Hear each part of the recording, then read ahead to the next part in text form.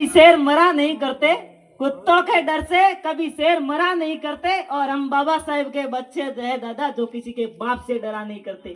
मैं सर्वप्रथम बहुजन समाज में जिनमें संत गुरुओं को नमन करता हूँ, और मैं नमन करता हूँ अखंड भारत के निर्माता मौर्य सम्राट अशोक को, तथा मैं नमन करता हूँ सत्य शोधक समाज की स्थापना करने वाले दादा साहेब राष्ट्रपिता ज्योतिबा फुले को, तथा विद्या की देवी भारत की प्रथम महिला शिक्षिका माता सावित्रीबाई फुले को मेरा सच्चा नमन। और मैं नमन करता हूँ आरक्षण के जनक छत्रपति साहूजी महाराज को, तथा मनुवादियों की जड़ों को हिला देने वाले संत पेरियार नायकर को। और मैं नमन करता हूँ महिलाओं के मुक्तिदाता the writer of Indian constitution doctor Bhimrao Ambedkar को, तथा डॉक्टर भीमराव अंबेडकर को घर घर पहुंचाने वाले मान्यवर श्री काशीराम जी को। यहाँ पर बता रहे मुख्य अतिथि गण, बुजुर्गों तथा युवा साथियों, आप सभी को मेरा सर्वप्रथम क्रांतिकारी जय भीम। क्या जुल्म के आगे दुश्मन भी झुक जाएगा, जुल्म के आगे दुश्मन भी झुक जाएगा। हौसला बुलंद रखोगे, हौसला बुलंद रखोगे तो वक्त भी रुक जाएगा। और बाबा साहब कहते थे अगर एकता में चलोगे तो इंसान का पूरा आसमान भी झुक जाएगा, पूरा आसमान भी झुक जाएगा। अभी मैं कुछ शब्द कहूंगा तो हमारे यहाँ पर जो बुजुर्ग गण है, कुछ युवा साथी है कहेंगे कि राजनीति कर रहा है। मैं 11वीं क्लास का छात्र हूँ, मेरे को राजनीति से कोई लेना देना नहीं है। फिर भी जब समाज की और देश की उन्नति की बात आती है तो ये पहला ऑप्शन है, राजनीति के बल पर की जा सकती है। चाहे कलेक्टर हो, चपरासी हो, वकील हो, इंजीनियर हो, इनका वेतन भारतीय गवर्नमेंट तैयार करती है, जो कि एक राजनीति है। फिर भी हमारी समाज का पुरखों से चल रही आ रही कि हम एक बार समाज राजनीति नहीं करती।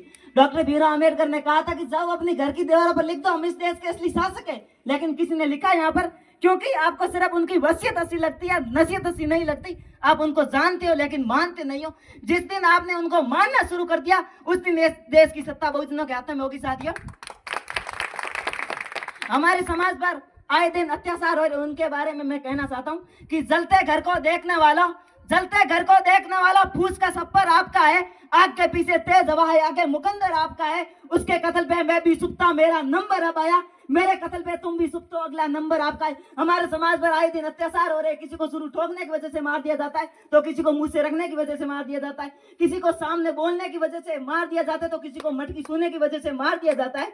क्योंकि उनको लगता है मेघवाल समाज एक कमजोर समाज है, दलित समाज एक कमजोर समाज है। तो मैं आपसे कहना चाहता हूँ कि हम वही दलित है जो 500 थे, 28,000 पैसा को मुंह के बल गिरा दिए 12 घंटों के अंदर अंदर। हम वही दलित है जो बाकी समाज का नाम सुना होगा, चाहे मानो गूगल पर सर्च कर देना, जो कि उन समय अंग्रेजों के टाइम में 1857 में 50,000 का इनाम था। उस समय 1-2 आने में बैल आता था और कहते हैं मेघवालों ने क्रांति के समय कुछ नहीं किया, और कहते हैं मेघवालों ने क्रांति के समय कुछ नहीं किया। तो मैं आपसे कहना चाहता हूं कि हमारा युग आज भी अंधकारमय युग में दबा पड़ा है, जो कि 350 साल का इतिहास दबा पड़ा है। उस समय चमड़े के सिक्के चलाए गए थे, कहा जाता है कि चमड़े का काम मेघवालन किया है, तो आप कहते हो मेघवालों का इतिहास दबाए। फिर भी हमारे समाज आज कमजोर हो रहा है, और कमजोर करने का काम हमारे समाज में नए नए समझे पैदा हो रहे हैं। तो मैं आपसे कहना चाहता हूँ कि मान्यवर काशीराम द्वारा लिखी गई समता युग किताब को पढ़ दीजिए, बाद में अपने आप को पता चल जाए कि हमारे समाज में कौन समझे है और कौन नहीं है, जो हमारे समाज को अंदर से खोखला कर रहे। तो मैं समझो के बारे में कहना चाहता हूँ कि और किसी से कुछ लेना देना नहीं इनको, और किसी से कोई लेना देना नहीं इनको, ये अपने मतलब की खोज में रहते हैं। और हमने देखा है हर एक हुकूमत में तलवे साधने वाले मौज में रहते हैं। मान्यवर काशीराम जी ने कहा था कि अगर आप न बिकने वाला नेता चाहते हो तो पहले न बिकने वाला समाज पैदा करना होगा। अगर आप न बिकने वाला नेता चाहते हो तो पहले न बिकने वाला समाज पैदा करना होगा, क्योंकि अगर नेता बिक भी जाए तो समाज को न बेच पाए। और उनकी दूसरी बात थी कि जिस समाज को मुफ्त में खाने की आदत होती है ना, जिस समाज को मुफ्त में खाने की आदत होती है ना, वो कभी क्रांति नहीं कर सकती। और जो समाज कभी क्रांति नहीं कर सकती वो कभी शासक नहीं बन सकती। और जो समाज कभी शासक नहीं बन सकती उस समाज की बहन बेटियां कभी सुरक्षित नहीं होती और उनको न्याय नहीं मिलता। चाहे आप हाथरस कांड देख लो, अभी तक न्याय नहीं मिला है उसको। और हमारे समाज का काशीराम का तीसरा मूल मंत्र था कि हमारे समाज जो व्यक्ति आपके घर का पानी नहीं पीता, आपके घर का खाना नहीं खाता, वो आपका बोर्ड लेकर संसद में जाके क्या खाक लड़ेगा क्या? इसीलिए आप हमेशा ऐसे नेता को तैयार कीजिए जो आपकी बातों को सुनता हो, आपकी बातों को मानता हो। मैं धन्यवाद देता हूँ जाट भाइयों से जिनकी एकता को देखिए, आपसे भले कितनी भी लड़ाई क्यों ना हो, अगर वोटों के समय बात आती है ना तो अपने प्रतिनिधि को वोट देते हैं। हमारे समाज में ऐसा नहीं होता भाई साहब, यहाँ पर दारू डोडा अमल हल्दी के पीछे वोट बिक जाते। 15 दिन के बढ़िया बढ़िया गाड़ी में घूमते हैं और 16 दिन आपको कोई बतलाता नहीं है, क्योंकि आपने 15 दिन उनका इंटरेस्ट लिया है तो 5 साल वो भी आपका इंटरेस्ट तो लेंगे ही ना। हमारे समाज में आज ये बन गई है कि हमारे समाज के पूरे बाड़मेर में लगभग 25% वोट है। हमारे पास क्या 25% ठेके है? हमारे पास क्या 25% ठेके है? यहाँ पर हो सकता है 1-2% है, क्योंकि इसका कारण यही है कि हमारे समाज के लोग बाबा साहेब को जानते हैं, मानते नहीं है। जिस दिन मानना शुरू कर दिया ना, तो इस 25% क्या हम 50% ठेके ले सकते हैं।